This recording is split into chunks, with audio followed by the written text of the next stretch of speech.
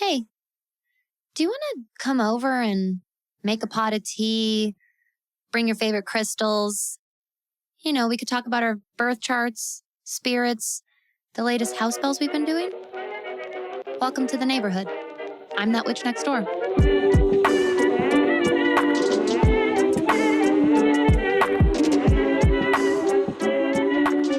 Hello, neighbor. Welcome back to another episode of That Witch Podcast. Not Moon Day Musings, as I almost said. It feels a lot like Moon Day. The moon is very, very present in our conversation today. That is for sure. We are almost literally diving into the elemental energy of water today. If this is your very first episode of That Witch Podcast, whoa. Welcome. What a cool episode to find yourself here at. I'm Danny. I'm that witch next door. I'll be your host, your guide, your mentor, your spiritual bestie in all things modern witchcraft and cosmic living. We are spending or have been spending our entire last month on the fundamentals of working with elemental energy by really absorbing ourselves into each of the elementals one at a time. We started with fire, then earth, then air, and today it is finally time to explore the depths of water together. So, first of all, these episodes are kind of naturally building off of each other. I do highly recommend listening to this particular series in order. I have many series on my podcast. I don't always, need you to really adhere to the chronological order of things. And you can usually really let your intuition run the show, and you still can. And I do really recommend that you listen to this one in sequential order. So, if this is your first episode, take a peek back to our first episode in Fire so that you can also follow along and let this knowledge build for you naturally as we are kind of building off of each episode in the series.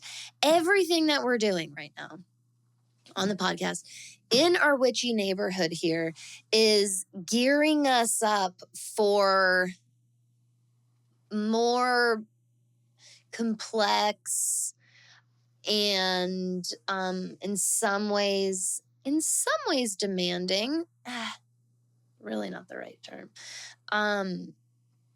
but working our way up to types of magic and ritual and spiritual practice that really call on the foundation that is laid when you start with the basics like elementals.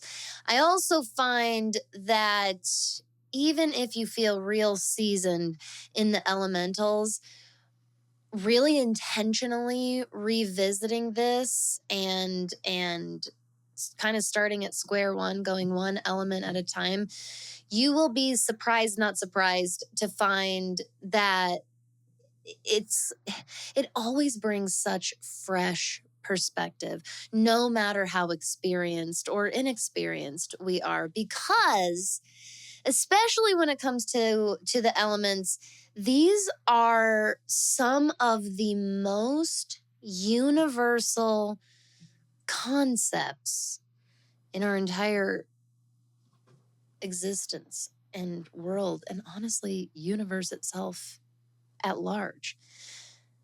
You'll find that every culture, every group throughout different locations and regions, throughout different times, throughout history, there boils down to this inherent understanding of the elements of fire, earth, air, water, and there's some added and tweaks to some of those depending on the culture and the philosophy. All are valid. We're going to focus on those main four. but know that other philosophies and practices and schools of thought, belief systems can branch onto that or kind of swap a few things.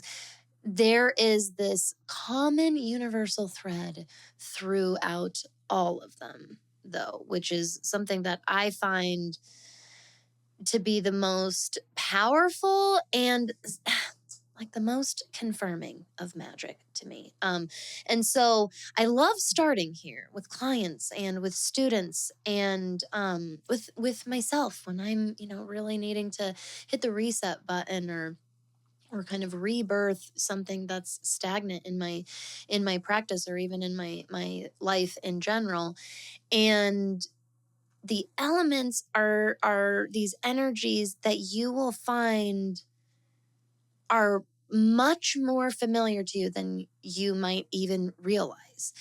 And they can, because of their ease of access and familiarity, it's a wonderful way of practicing how to distinguish from different types of energy. It's a great way to flex and exercise your intuitive skills, your empathetic and empath skills and ability.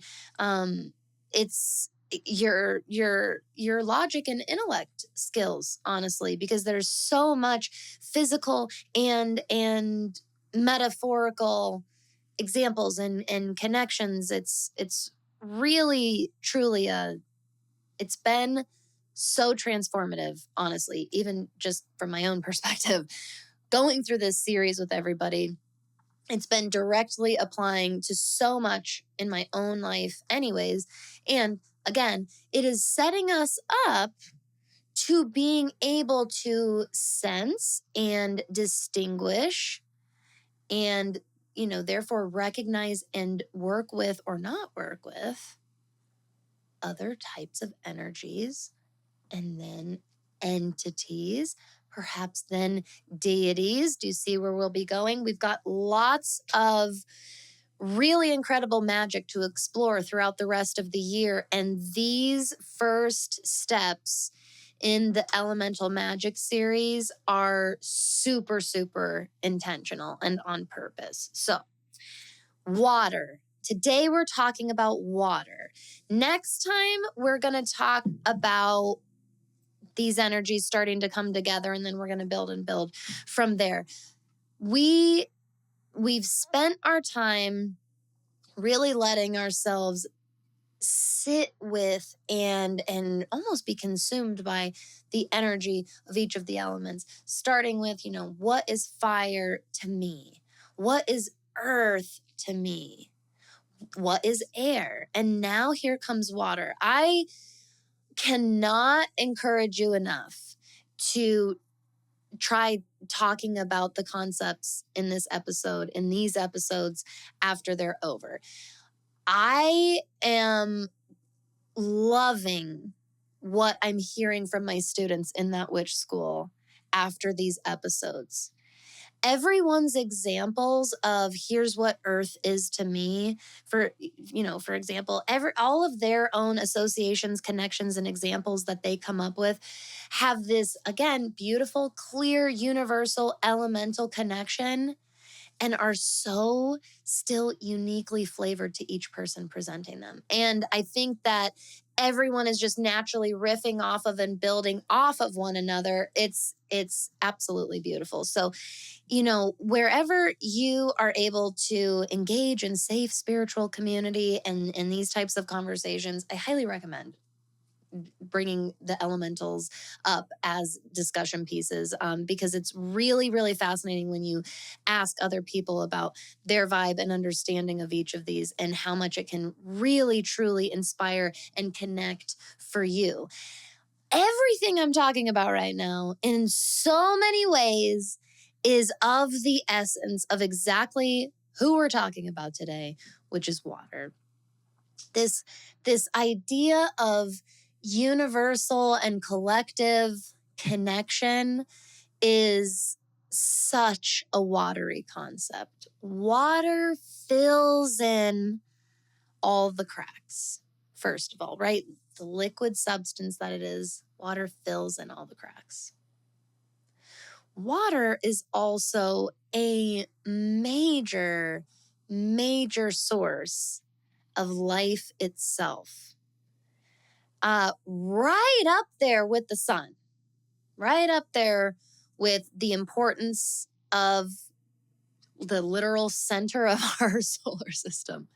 This giant ball of fire, which is not water in its concept or makeup at all.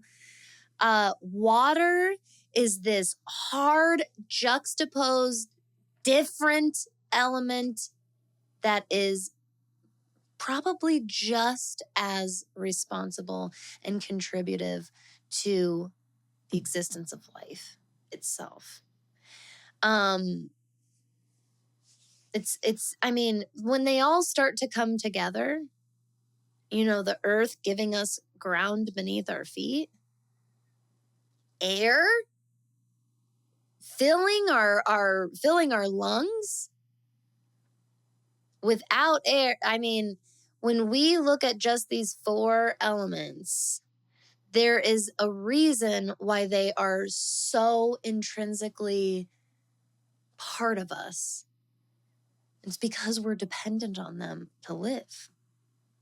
It's because of their unique combination with each other that this whole fucking thing exists, which is pretty cool, which is pretty crazy to think about. But this connective element, especially when we kind of picture a globe or earth in your mind, to me, it's land, but really it's all connected by or held by water in so many ways. So when we think about our literal physical examples, our real life examples of water, these are very, very obvious, from rivers and streams and creeks and waterfalls, lakes and oceans, wetlands and swamps, right? Like very literal, and waves, currents, but also are the base of so many liquids that we consume, from water to tea to coffee to, the base of so much that we consume, because not only is the water on our actual planet responsible for so much of the life, it's just as responsible as our other elements with the continuation of life, right? Our hydration. We are made of, what is it? Just over 70% water. There is so much life-giving energy in a very unique way from water. And so we look at it from these natural sources of water to our drinking water, our shower and tap water examples, all of those real life examples of that which gets us wet, basically, any form of water at all. Now, in our real life, our symbolical or metaphorical examples of water that are around us all the time, we, of course, enter into the world of feelings and emotions with a capital E.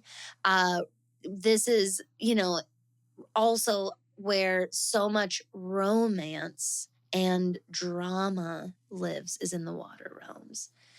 The concept of being sensitive and our sensitivities is very, very watery in its concept. Spirituality and spiritual abilities, all of the spiritual realms that we dream about and explore and learn about and feel called and pulled to and enact in, all through the realms of water, under this beautiful, beautiful waterfall umbrella of water. Thinking with your heart, right? Being vulnerable and open, being soft. These are examples of being in our water energy. Death and rebirth are very associated with water. Very, very associated with water. Water is strongly connected to the underworld. Many examples of water are connected to the underworld. And so death is very present here. And so is this rebirth aspect as well, because of these life-giving capabilities and components of water. Spirits, the dead, and mythical, entities that we interact with, especially this can be anywhere from spirits like our ancestors all the way to the deities that we work with. Now, deities fall under different categories of elements, but this opening our heart and our soul up to communicating with another spiritual being beyond this realm is a very watery concept. Magic and illusion and delusion, these are all watery concepts. So these ideas of faith and belief, but also illusion and delusion, and the very fine lines between all of them. This concept of watery, thin, fine lines, right? But also think tears and crying. Think about the things and that evoke tears, and the physical feelings associated with like what goes into, what brings on a cry. Any type of cry. Think of all the different types of crying that you've had throughout your life, from infancy to toddlerhood to childhood to your teenage years to your adolescence and your adulthood to your elder years. Think about all the different types of crying and all the different types of events and different types of thoughts and interactions that led to those moments and those different types of tears. There's rage there. There's love there. There's gratitude there. There's grief there. There's abandonment there. There's pain there. There's relief and healing there. Isn't it fascinating, the full range of emotions that can evoke tears and crying? Really, really powerful way to really tune into what the element and essence of energy of water feels like for you, is kind of reflecting on those types of things. The types of events, thoughts, words, interactions that lead to all those different types of tears and different types of crying. Water is our empathy, and water is our compassion. These are really, really key in understanding this element. Empathy and compassion are able to be accessed through the other elements. In my opinion, water makes that possible because it brings us emotion. Earth brings us physicality, physical existence. Fire brings us the spark of life, the will to live itself, literally. Air, what a gift. Air gives us the ability to learn our environment and our experience. Gives us the gift of like memory and being able to store all this and know it and learn from it. All housed especially in our logic centers. And then water gifts us feeling and emotion. So when you think about them this way, this helps you understand when you can be a little bit imbalanced in one of them and what you might be needing to lean into. There's a reason why we need to fucking ground so much. It's really easy to get disconnected from our body and our physicality. It's really, really easy to live in our water realm. It's really easy to live in our air realm, and it's really easy to, to live in our fire realm. For a lot of us, it's not as easy to live in our earth realm, in our physicality, in our bodies, on our physical earth, and in our physical local environment. And so it can be super easy to disconnect from those things. Really, really easy. And so that's why grounding is so, so important. We can still get imbalanced in all of these other ways as well.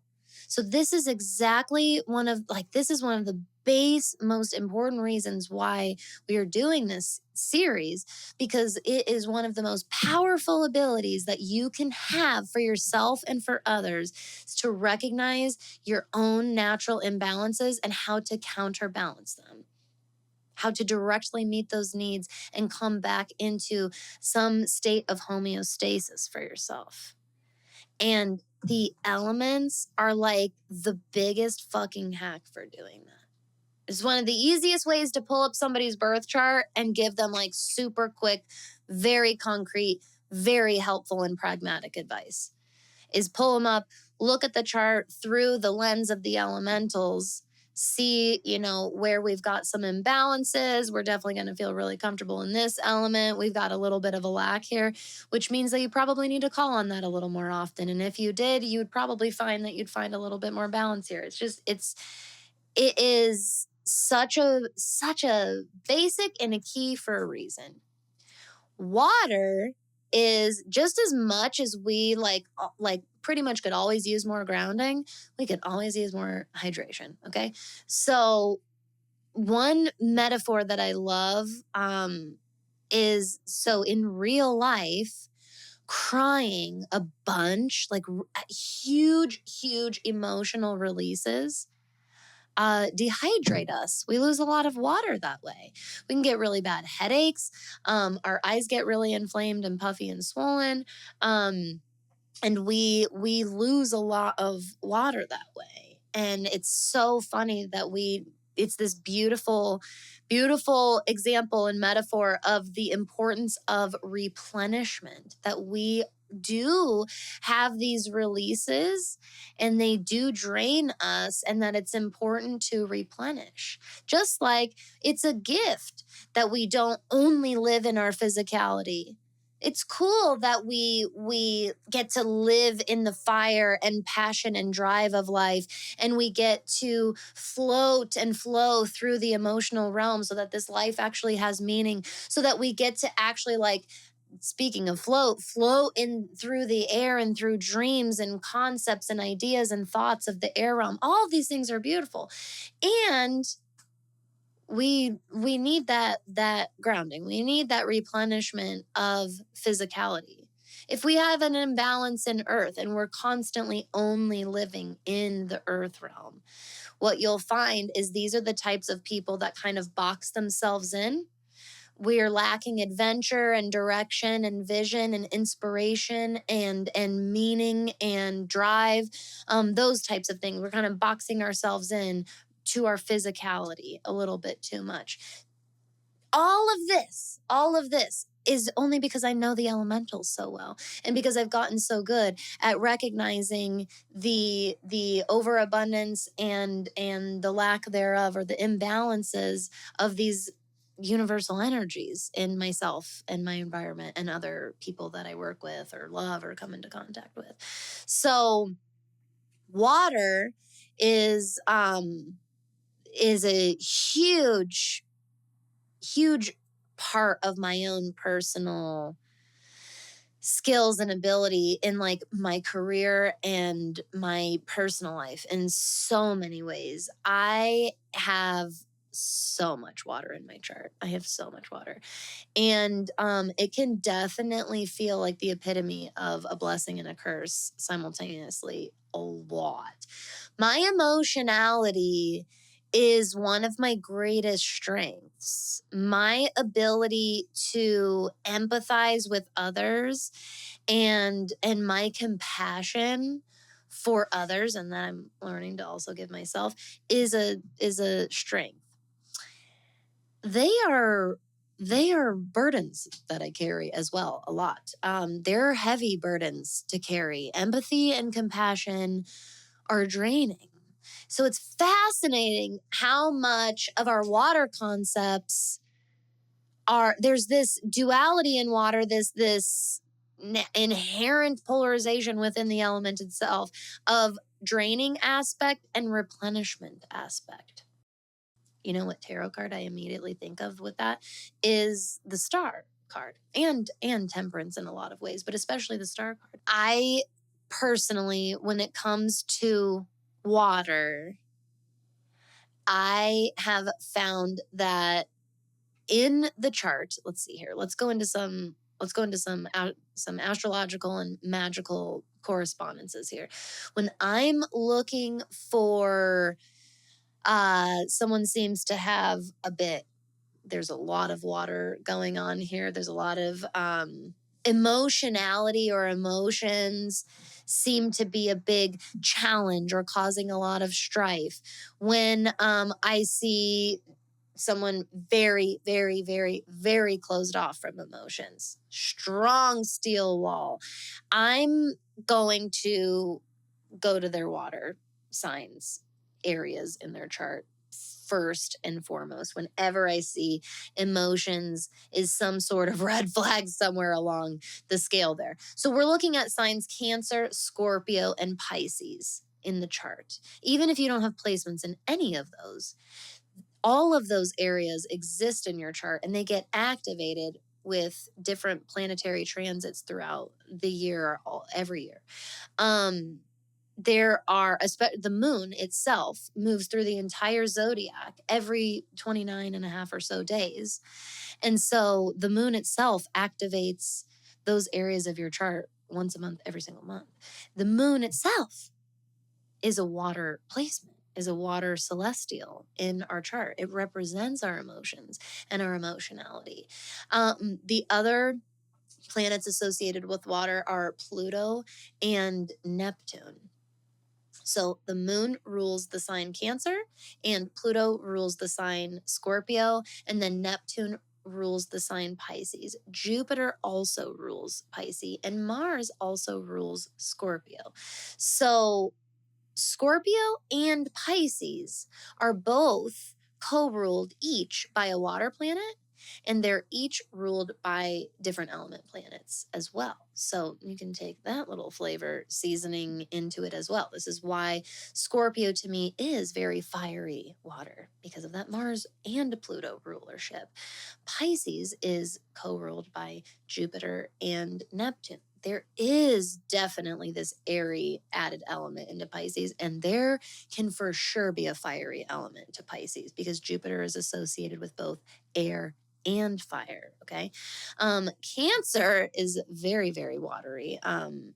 And especially in that really just straightforward, nautical, seaworthy way as well. Like you can almost smell like the salty sea air when you think of Cancer.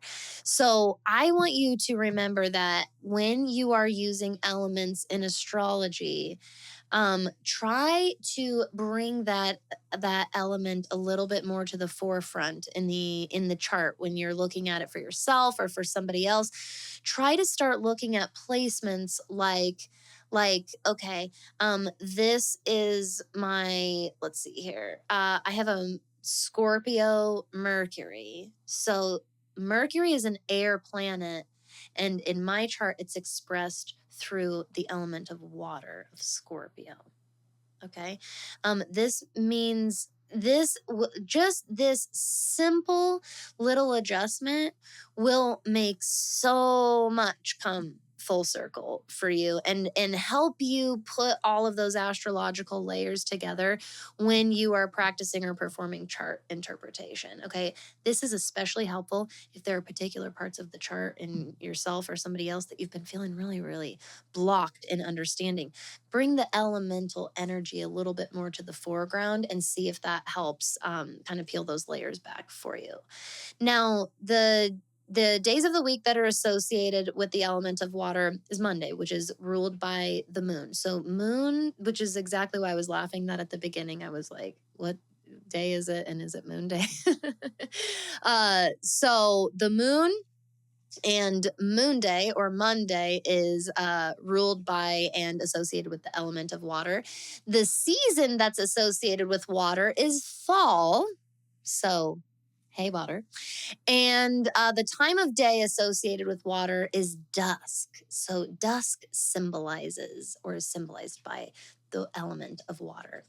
The direction associated with water is west. So, we have made all four cardinal directions now. So north is associated with earth, south is associated with fire, east is associated with air, and west is associated with water.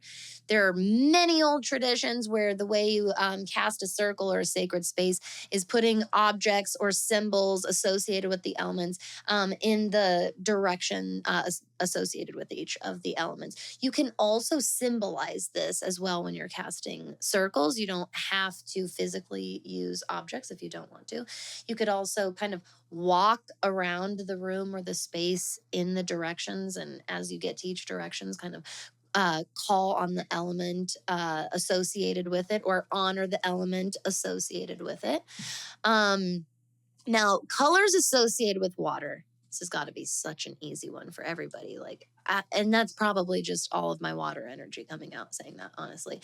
But, aqua, black, blue, gray, sea green, anything in the sea, teal, turquoisey green, indigo, purple. I love silver. I loved how many colors in here were like wishy-washy colors, especially the colors that people like argue over. That is so water. That's so water because it's subjective and it's based on like feeling and association and these like little unique like tendril like sensitivities that each of us have. The chakra associated with water is our sacral. So a lot of intuition is associated with the sacral part of our gut. Definitely. I think that our intuition is housed in a different way throughout each of our energy centers, but it is most associated with the sacral chakra. Now, the pagan celebrations on the neo-pagan wheel of the year associated with water officially is Mabon, which I love. It's this it's a transitionary celebration from summer into fall. And transitions are, water is a transformer. And so I think that this makes a lot of sense. Samhain is considered a harvest and fire festival in many ways, but I think that there are many watery elements about the celebration of Samhain, All Saints Day, All Hallows Eve, Halloween, and just that time of year in general. So do bear that in mind. It might not theoretically be like officially associated with Samhain, but you heard it here. I'm associating it with water. So much of the work and concepts that we talk about, these dark, spooky, delving into the mysteries of life and the occult, all of this is very, very watery in its concept. And the idea of ghosts coming back or ancestor work or the veil being thin and working beyond the veil, all of this is so, so incredibly water related. And then the sense of our five senses that's associated with water is the sense of taste, which honestly is so fascinating and makes so much sense with our saliva, quite honestly, which is part of our element. Water is part of the content of our saliva. So taste. I also think the symbolism of taste is so fascinating because think about the emotions that taste evokes, because it's the full range. It's the full range of emotions. Taste can be everything and it can be everything. You know what I mean? Like, I know you know exactly what I mean and that's water. You know what I mean? Saying that, you know what I mean? That's water. When we're like, we don't have words for this, but you get the vibe and I get the vibe. This is water. It's that connecting element. It's that common denominator that doesn't have words because it's a shared just experience because you feel it. It's a shared emotional experience. This is one of the most fascinating things about human nature in general, is that our emotions are completely beyond language.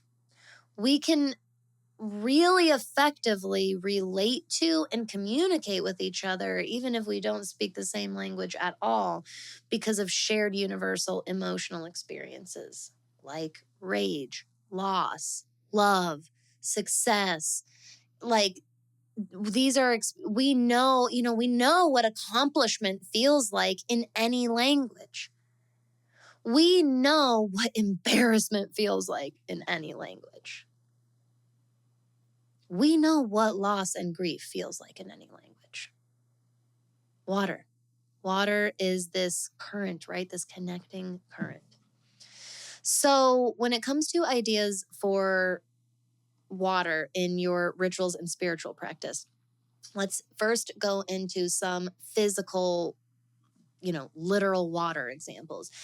Anytime you make sprays and mists and spritzes of any kind, especially if you do literally use water as a base, this can represent the element of water. Even if it doesn't, like let's say you make an essence or a tincture that uses like a high proof alcohol, for example, the liquid itself can still be representative of the element of water.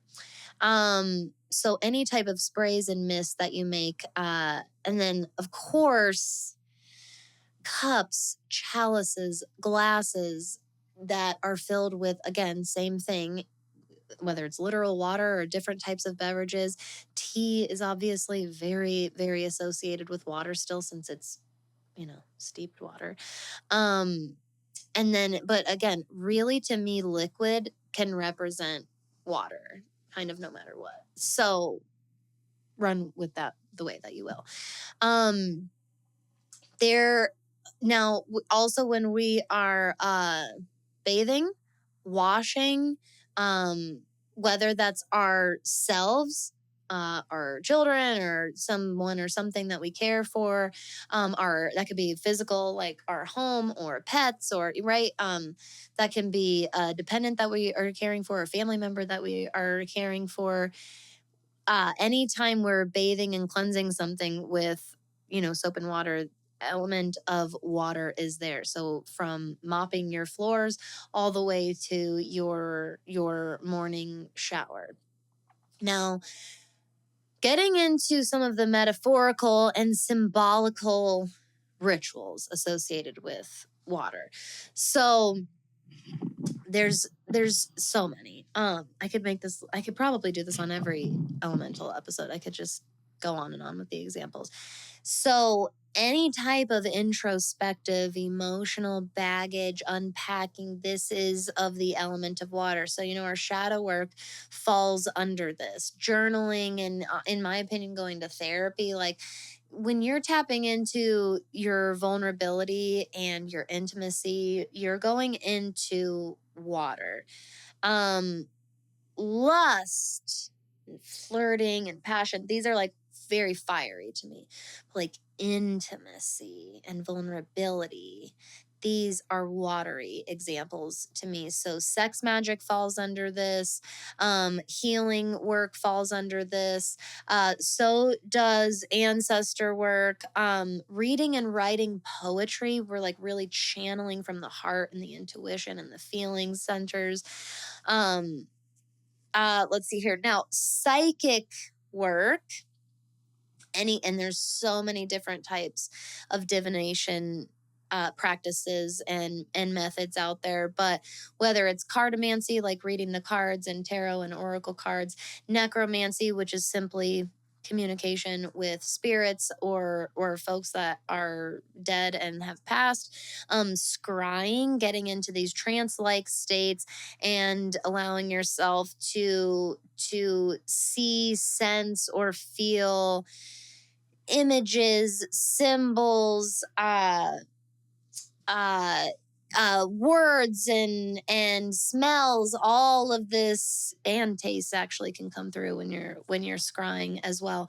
Automatic writing and kind of just letting the pen move, but in general, channeling, allowing spiritual messages to come through. Water element is present. And honestly, in any of these huge umbrellas, releasing, cleansing, and banishing, water is an element that is present. Absolutely. But I want you to open up to the element of water this week. And it's typically a pretty nonverbal, it's hard to describe. And I want you to know that if it's hard to describe your the full extent of your understanding and what water feels like and looks like and is to you, it's pretty normal. And you're right in the element of water, quite honestly, if it's kind of hard. Water is, again, beyond language. Language is much more familiar to the earth and air realms. Fire and water, I love where we're going to go with these. I love how they all connect and overlap in these different types of ways. Fire and water, we can get a lot more nonverbal. In water, we're emotional expressing that, and it's emotional expression and emotional communication in many ways, emotional relating. And in fire, this is often expressed through creative acts, creative works, channeling passion and drive, right? But they can both be very, very nonverbal, but still very deliberate, very clear forms of communication. Again, very beyond linguistics, linguistic language, linguistic sounds. So open up to water this week. Let it kind of rise for you, so to speak. And if you are in that witch school, make sure that you check out our post in that witch podcast section where we all chit chat about our episodes after, and share your examples, or kind of lack thereof. Share about what this episode brought up for you and how you feel about water. I am loving seeing how much we are all inspiring each other and how many connections this is bringing for everybody when we have these discussions after the elemental series episodes. I have these really helpful prompts that are associated with each of the episodes that kind of helps walk you through breaking it down and really open us up for discussion. So if you are somebody who is a witchy, cosmic neighbor and you don't necessarily have safe, like-minded, magical community, we have that for you, my friend. That witch school is an incredibly valuable place to be. And not only is this just a beautiful, welcoming community, it is a platform that is absolutely stocked with resources, information, classes, and every single month we have multiple options for calls and opportunity to really embody the element of water and connect with one another, learn with one another from our twice monthly shadow work groups, our dream work club, our monthly tarot circles, along with now our student-led tarot study club that students can also join. There's so much. We've got a student-led book club now. We are seeing the beginnings of a student-led small business collaborative club now. It's really amazing.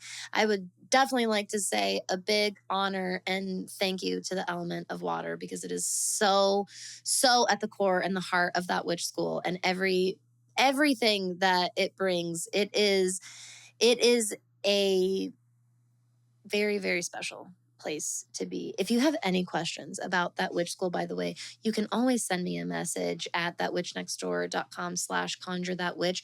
I also have an episode not too far back all about that witch school, all of the details and the goods and everything you can look forward to inside your membership.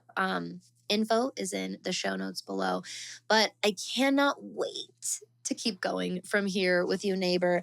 I am just beside myself with excitement for everywhere we are going for the rest of the year in our magical content. So if you felt inspired by this episode, if you learned something from this episode, please don't forget to follow and subscribe.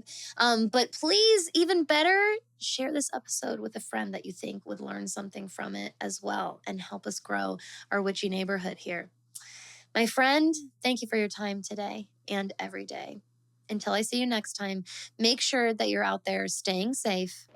Please keep letting yourself have some fun. And of course, stay magical out there. If you enjoyed today's episode, if you learned something, or you just love that witch podcast, one of the best things that you can do is share the show with a friend. Just by reaching out and sharing a link or recommending us to somebody is hands down the best way to help us grow our podcast here. So you can head right now into the podcast app that you're listening to, and you can directly share this episode by using your little share link button, or you can just take a screenshot or just mention that witch podcast to whoever you're recommending us to, because you can find that witch podcast on all major podcast listening platforms. Thanks for being such a great neighbor.